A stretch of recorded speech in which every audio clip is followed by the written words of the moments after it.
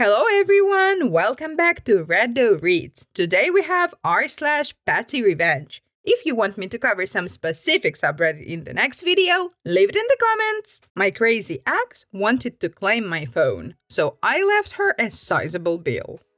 So, back 14-ish years ago, I had a somewhat brief relationship with this crazy devil's gross lover. Why, you ask? Story time! I had recently come out of a 2.5-year relationship with a teenage girlfriend. We grew apart, she moved back to her mom's, and I stayed in my apartment. Met this one on a dating site. She seemed exciting due to the devil's gross. I wanted to be adventurous, you know? She moved in with me really fast, maybe 3 months in. Dumbest decision ever on my part. She was controlling, jealous, and generally a lazy girl. I tried breaking up with her numerous times, but she'd scream, cry, beg, and keep at it for hours until I just wanted her to shut the heck up and agreed to give her another chance. This was back when iPhone 4S had recently hit the market, and as one day we were at the mall, I had a look at said phone. Salesman gave me a good deal, so I decided to purchase my first smartphone.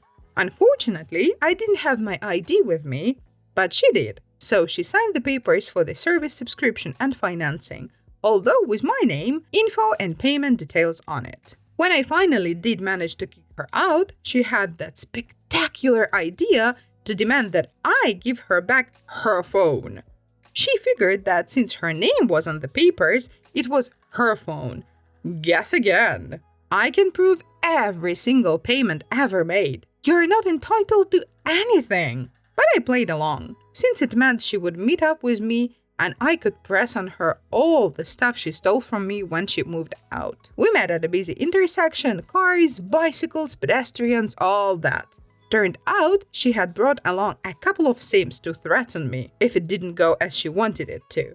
It ended up with them attacking me and me fighting them for a few minutes until a couple of numerous witnesses intervened and they ran off. Police came, I filed a report, but that's a different story arc. She would then still insist it was her phone and said that she would cancel the service subscription. Okay, since I know that her signature means her responsibility, I went and racked up a sizable phone bill by buying in-game currency in World of Tanks that I played at the time, about $400 worth of currency.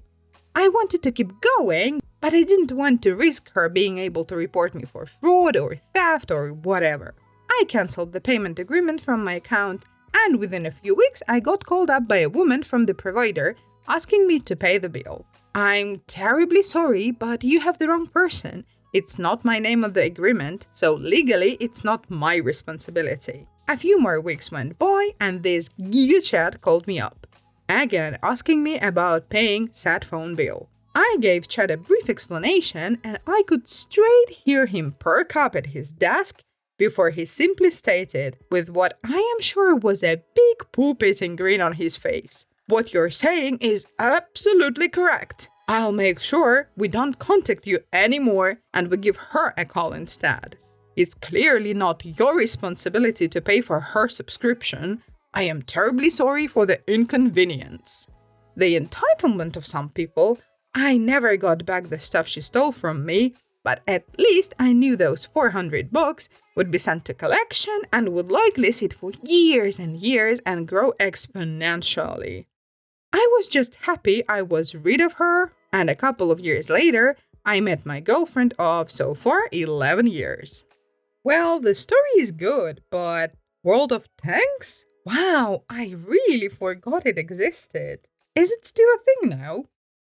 Guys, we got to 246 subscribers! What a beautiful number! I would be so incredibly happy if we could get to 250 subscribers soon, because it is 250,000! Sounds great, right?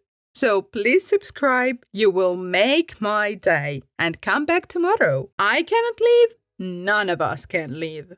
Well, when I was in high school, I wasn't very popular, nor did I have a lot of friends.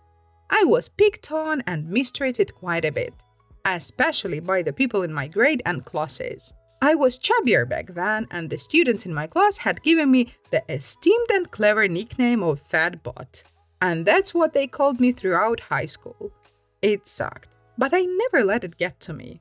The last time I saw most of them was in the government-required provincial exam, where we were all gathered together in the auditorium to do one final test. This was taken very seriously. Once the test started, we couldn't talk, get up, or look around, all under supervision of our 3 principals. It was just after the test started when I felt it. This grumbling, gargling thing was rapidly traveling through my innards, and I knew this was going to be bad. I raised my hand, a principal came by, and I asked to go to the washroom. Before I could even finish, he stopped me and said, "You should have gone before the exam. No one is allowed to leave. You'll have to hold it." This was not something that could be contained, and I doubt it was even from this world. It was coming, and it would not be ignored. I discreetly looked around at my classmates who had tortured me for years and knew what had to be done. I leaned forward, lifted my butt off the chair, and unleashed the biggest loaded fart of my life. Its burst call encompassed the entirety of the auditorium and was immediately met with laughter and jeers from my classmates. The principal sprang into action, attempting to get the situation under control, telling everyone to quiet down and get back to their tests. And then the smell hit. This had the pungent aroma of 7-day-old Texas roadkill left in the sun and marinated in a finely aged cream, garnished with straight sewage. Everyone started coughing, hacking, making disgusted sounds, and trying to get up. I fondly remember one person saying, "My eyes!" Again, the principals told everyone they couldn't leave. "This is a provincial exam. Sit down and finish the test." I was crying with silent laughter, while the principals were desperately opening doors and windows, but it did not help. We sat in that foul funk for 15 minutes before it returned to whatever world it crawled out of. I moved and never saw them again, but I will always remember the principals gagging while trying to waft the fumes out with an open-close motion with the doors. First of all, amazing story. The only thing I felt bad about, but just for a second, are those poor principals. But on the other hand, I'm sure they were just teachers who witnessed the mistreatment of OP happening for years and done nothing. So screw them. And second, OP is very brave. To have courage to let rip one that felt like that and not giving a crap if you really poop your pants. The ski club. At high school reunion last month, we talked about events while we were there. I knew some of the details of this back then, but here is the story of PettyRevenge. We had a large population of students with Polish names. At the end of the school year, a proposal was submitted to create a Polish-American club, similar to the Spanish and French clubs already established.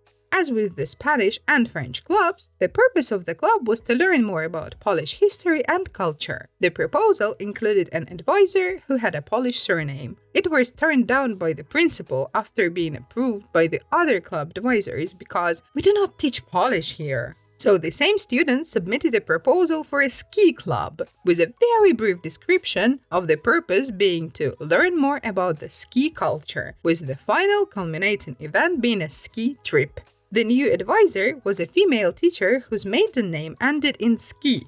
Her married name, as she was known in the school, was Smith. It was approved by the club advisors, who had no clue about the actual purpose of the club, and rubber-stamped by the principal. Just as a note, because I don't think that it is obvious for people who are not aware, but typical Polish surname always ends in S-K-I letter combination. For example, Powolocki, Wisniewski. So the same students submitted a proposal for a ski club.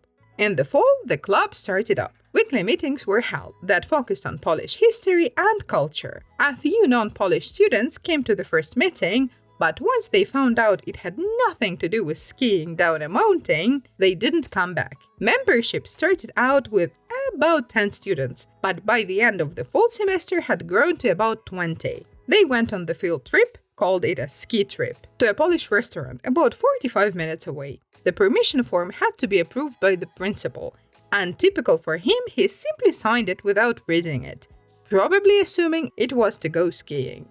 Toward the end of the spring semester, another field trip to the same restaurant was planned. Also, by this time, the ski club was the largest club in terms of membership, with around 40 members. The advisor notified the principal about the field trip, as she had done in the fall, but this time he actually read the field trip permission form. Realizing that it was actually the Polish-American club with a clever name, he denied permission and immediately ordered the club disbanded. In that state, schools received state aid money for every day of the school was open, unless attendance dipped below a certain threshold. In that case, there was no state aid money for the school that day. The petty revenge time. The entire club and many other students held their own version of the senior skip day. They called it ski skipping and spent the day at the park. A bunch of parents chaperoned. There was no state aid for the school that day. The students submitted notes excusing them from school from their parents over the next day or two, so there was no disciplinary action that could be taken. The advisor did not go, as she would have been in some serious trouble for that. Patsy only, as the principal only lost about 0.5% of the state aid for the year. But it was enough to make an impact on his budget. The next year, the Polish-American club was proposed and approved. Someone in the comments last week asked me for a wholesome story. Well, I guess this one is for you. Annoying guy at work. One time, I was working on a construction site for a fancy hotel. The owner had a lot of money and was basically rebuilding this crumbling Victorian building from scratch. He was one of those old money types, silk suits and fancy, vaguely British accent and everything. Not a bad guy, but obviously living insulated in that rich person bubble a lot of people like that live in. Never had to worry about having money for groceries and rent, that whole kind of vibe. He'd come and inspect the site regularly and talk with the workers very casually and friendly, no pressure on us at all. Really a great guy to work for, except sometimes his son would make this visit instead. Guy was a grade A rich douchebag. Only job he's ever had was from his dad, and that basically involved coming to sites like ours and acting a big shot. He'd click his fingers at us and treat us like hired help, demanding we bring him coffee and stuff and talking to us like we were his servants. He'd constantly make us do pointless status update meeting purely to make himself feel more important. Meetings that wasted a lot of time. Now, after a few weeks of this, me and the guys came up with a plan for some petty revenge. Now, the hotel was almost finished and the plumbing completed for the first floor, so we had all the porta potties removed. Not really necessary when you got a brand new bathroom to use. Much nicer to that porta john. Now, this new bathroom was not located in an obvious spot within the complex of the hotel, so the son and his dad comes round again for a visit. The son, being a total douche as usual, demands another meeting. Before he does, I saw him looking around for the porta potties and obviously not finding them. I quickly usher him into our meeting cabin, ignoring that he was looking for a bathroom. We generously pour the boy an extra large coffee and begin an exhaustive summary of our progress. Well, after half an hour, he's obviously squirming, but I make sure to keep going in more detail about the project. He asks where the bathroom is, and I say we're waiting new porta potties to be delivered. The guys find it hilarious and are sure to drag the meeting out as long as possible. Not one of them told him we actually had a bathroom. Well, no wonder, being such a douche, he was looking for a bathroom. Oh my god, I'm so sorry. I have just cringed at myself, but I really have to let it out of me, if you know what I mean.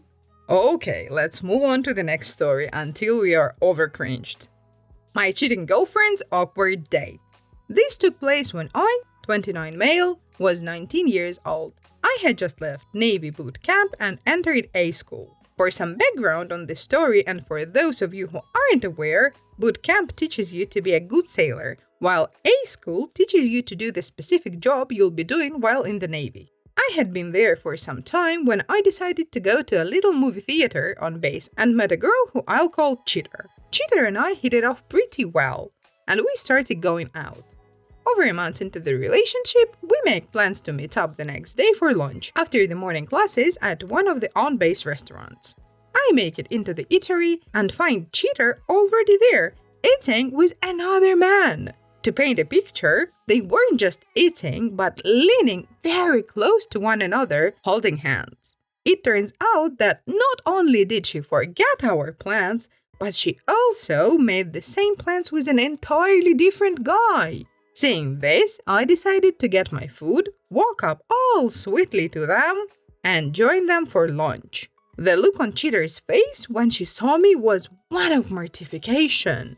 I introduced myself as a good friend of Cheater and made small talk, asked questions about the two of them, and anything else that made Cheater as uncomfortable as possible before politely excusing myself so I could head to my afternoon classes. Although I didn't outright rat her out, I made sure to lay it on thick and watched her squirm as her other boyfriend began to piece it all together over the course of our meal. It's sufficient to say things didn't last between me and Cheater.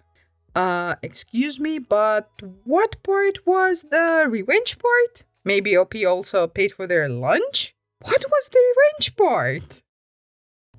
Thank you for listening. I hope you enjoyed.